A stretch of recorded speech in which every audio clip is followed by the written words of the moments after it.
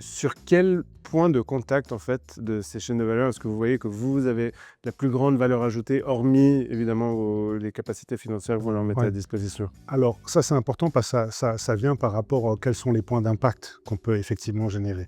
Alors tout dépend de quel segment dans la chaîne de valeur ajoutée on va fournir du capital de croissance. Est-ce que c'est au niveau de la production, de la transformation, de la valeur ajoutée, de la distribution, du branding, de la mise à marché, de l'accès à marché ou pré-production? Donc dépendant du segment de la chaîne de valeur ajoutée, on peut avoir plus ou moins d'impact dans tel ou tel thème.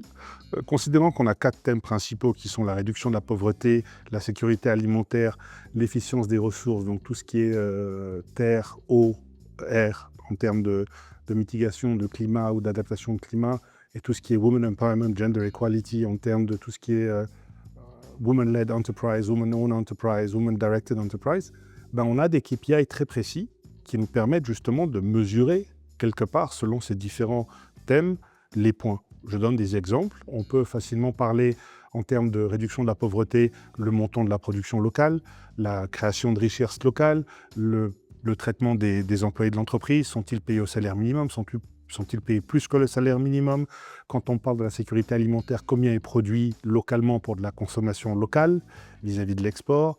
On peut aussi regarder d'autres facteurs, comme je l'ai indiqué, en termes d'égalité de traitement homme-femme ou de women empowerment, les entreprises qui sont détenues par des femmes, qui sont gérées par des femmes ou qui sont opérées par des femmes.